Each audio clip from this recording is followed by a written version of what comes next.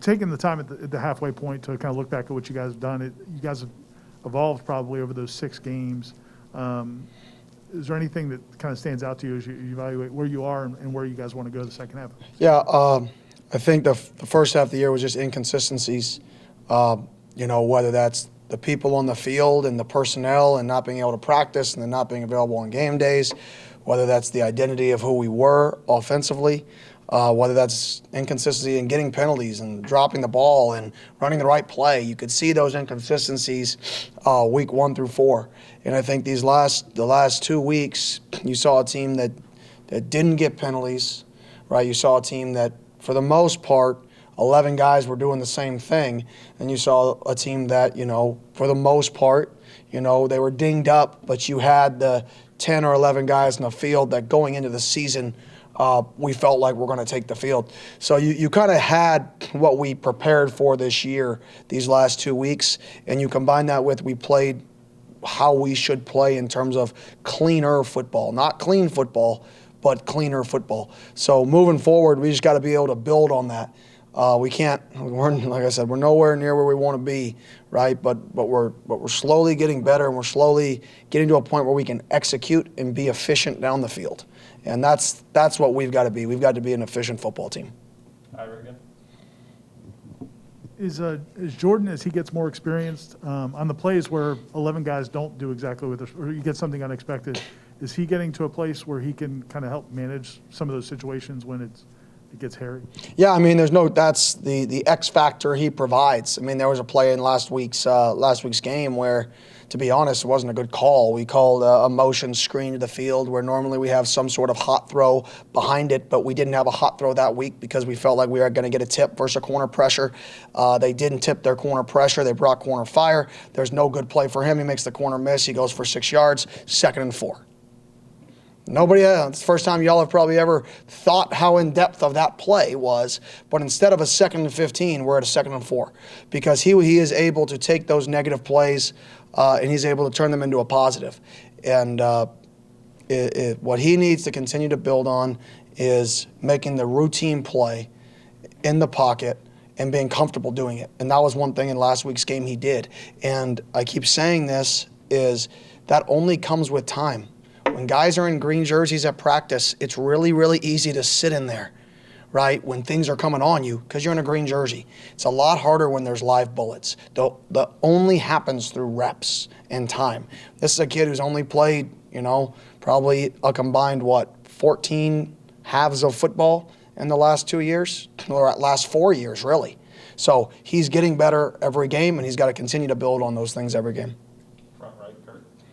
I know Coach Ravel talked about getting to get out on the road recruiting this weekend. I know y'all have gotten to host plenty of people, especially over the last few months, but this was kind of the first time since pre-pandemic getting to go out and do the evaluation period. I guess how valuable was that, and just the conversations with recruits over the last few weeks as the progress has been shown? Yeah, I mean, it's critical to be able to go out and see kids live and in person. It's one thing to eval a kid on tape.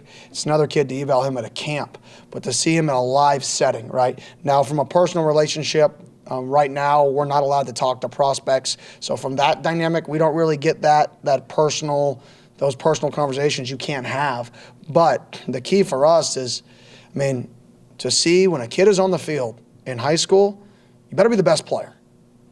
We get all these sheets that we get handed, right, from all our people, and I take those sheets and I don't even look at them when I go to a game. Because if you don't stand out, right, if I don't notice you when you're on the field and say that dude is different than everybody else, right, then all you are is somebody else said you were good.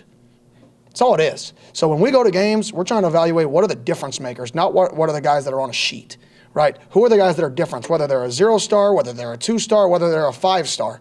I don't care. I want the guys who you watch the game and you say, holy cow, I don't want to play him. And if you get all the guys on your team that you don't want to play, you're going to be pretty good. You have an issue when you start taking kids on your team that you don't really mind if you play. Like, okay, well, I don't care if we play him. Then he plays for you. Now you got a problem because other teams aren't worried about him either.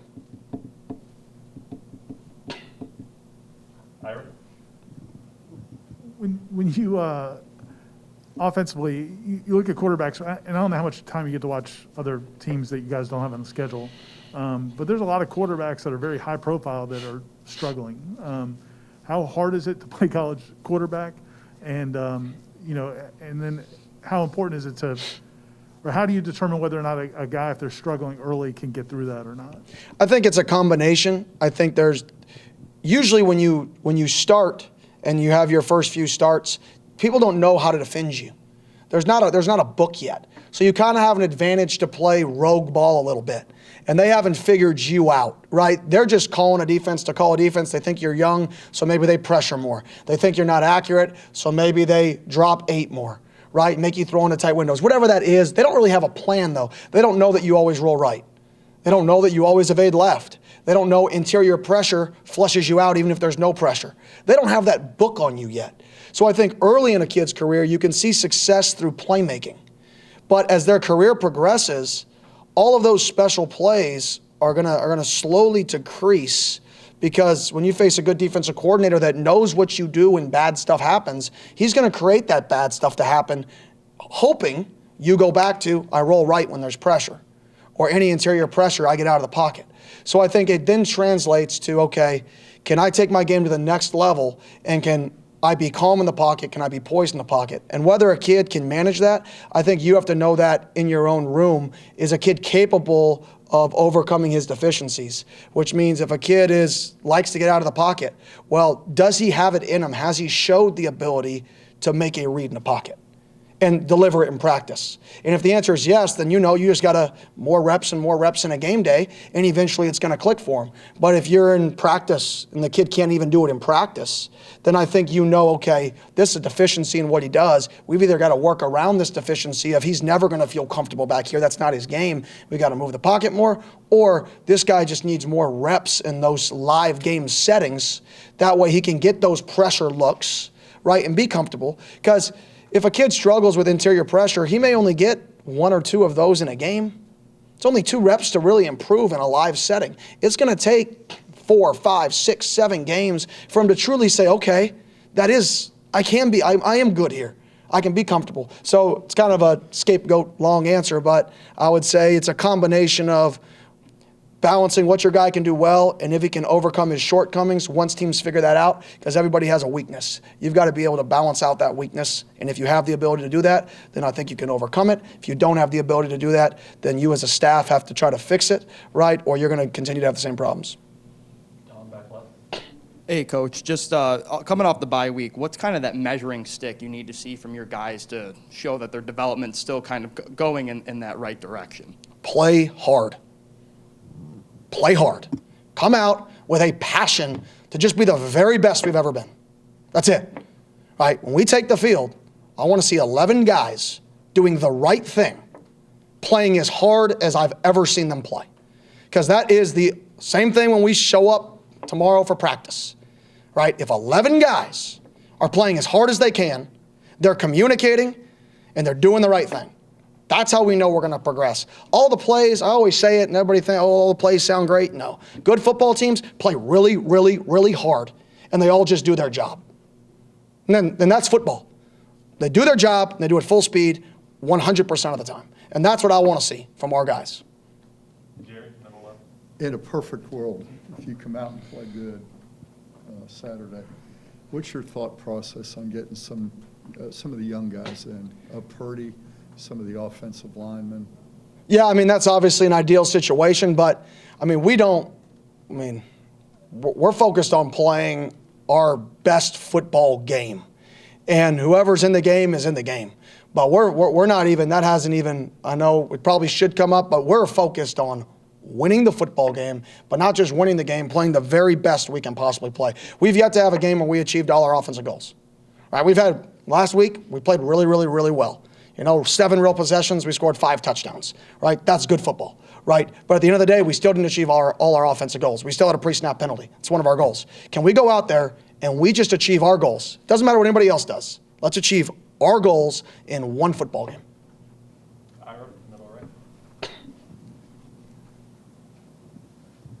Trayshawn, you guys came into the season expecting him to be able to contribute, but this is the first season of college football where he's actually gotten a lot of playing time. Like, what has that done for him? What have you seen from him? Not just, we know he can carry the ball, but like, what has that done for him overall? I think the confidence, he's always been a confident kid. He's always known that he has the ability. That's why he turned down scholarship offers to walk on at Florida State, because he knew if he got his opportunity, he was confident enough that he could play at this level. I mean, I talked to him, I think 3 weeks ago, about that conversation of what made you choose this opportunity here, and it was that. He goes, Coach, I was confident in myself that I knew I could play at this level. He felt like he would have been shortchanging himself to not be here. And you could always see that confidence in him, but when you can go out there and prove yourself right a little bit, it then gives him the ability to lead. And he doesn't lead through rah-rah. He doesn't lead through speeches. He leads because everybody knows he's one of the best players on the football team. And every single day, you don't have to worry about him. I don't ever need to go up and give him a pep talk. That's not who he is, right? When you go out in the practice field, that's a dude that you're going to have to slow down. He's got a little bit of a kid we coached at Memphis, Anthony Miller, in him, where you're going to have to say, don't block that kid into the water cooler, right? It's okay. Like, we're out of bounds now, right? He's got a little more of that in him, which is what you want your football team to have. And when kids like that have success, it allows him to kind of take on more of a leadership role just because people are watching him. Doesn't have to do anything else. He just has to go be him. But everybody else is going to raise their level of play because they see the success he's having with that mindset that he creates. How has Cam McDonald developed over the course of the season? And I know he doesn't get a ton of opportunities in the passing game, but he gets a good mitt. And yeah, I think Cam's done a good job progressing. I think he's been a much more willing blocker this year than last year, which obviously being a wideout in high school and then transitioning to the tight end position, not really getting much playing time before we got here, right? Stuck on the depth chart. Year two, really with we're a heavy tight end team, so him getting the reps, the live reps of running split zone, of blocking a 6 technique on inside zone and having to cut him off, all those things have been great for him. And then that's a kid that when his number is called in the passing game, he showed up. I mean, that's one of our most consistent players in the passing game for sure. But from a progression standpoint, I think the overall football player he's becoming because of his ability to block is getting him more open in the screen game, right? Because getting him more open in 4 verticals, whatever that looks like week 3. So I think for him, he's progressing, and he's got to keep getting better, get his hands a little tighter, not hop as much. But that's just stuff that we're working on. Those are the fundamentals that we're trying to get better at. Aslan, back right. Coach, did anything change over the last 3 weeks in terms of the confidence and the trust that you guys have in Jordan and the confidence and trust that Jordan has in you guys that has allowed him and this offense to really kind of blossom here over the last 3 weeks? Well, I can only answer the first part of the question about our trust in him. And to answer that question, no. Nothing from my end has changed, in my opinion of him. I've had that opinion since, a year and a half ago with what I think he can be. Back when people said he couldn't throw an out route, right, when we showed up, I always knew and believed in his ability. Now, at the same time, he has worked to get better. That didn't just happen. It wasn't like he always had it, right? He had the ability, but being able to tap into that ability is one thing, right? It's like that saying, potential, right? Potential gets you fired, right? If you have potential your entire life, it means you've always sucked, right? Eventually, your potential, right, has to become good and become something. And he had that potential, and he's put in the work, and he's tapped into that work these last few games, and he's starting to get that potential out of himself. The second half of that, his thought about us, you'd have to ask him that question. I hope it hasn't changed. I hope he's thought that we'd always have his back and always believe in him, but that's a question for him.